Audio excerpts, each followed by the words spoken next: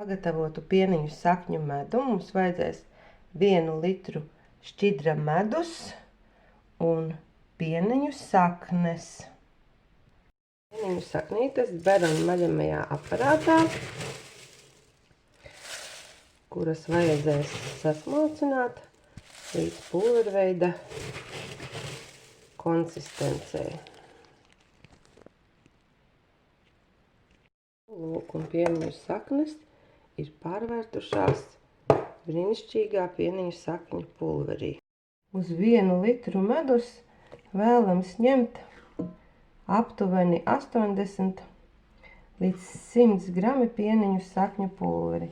Šis pulverīts medū ir kārtīgi jāiemaisa, lai veidotos viendabīga struktūra.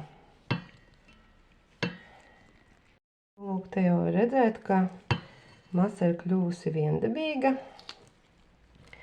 Un šādu maisījumu lieto, lai spēcinātu organismu ziemas mēnešos, kā tādu enerģijas dodošu dabas produktu. Un pats galvenais pieniņu sakņu pulveris ar medu ir lielisks profilaktisks līdzeklis pret asinsvadu apkaļķošanos. Lieto šo maisījumu 3 reizes dienā pa teikarotei pirms ēšanas. Vidēji 2 līdz 3 nedēļas. Un pēc 2 nedēļām kursu var atkārtot. Tā kā šāds maisījums būs vērtīgs ieguldījums tiem, kas rūpējas par savu asinsvadu veselību. Pieniņu saknes kopā ar medu. Galvenais testēšana. Tā.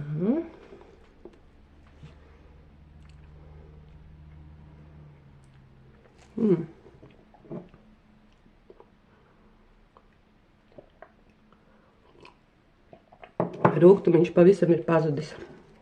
Nedaudz tāda riekstu garša, bet visnotaļ patīkams.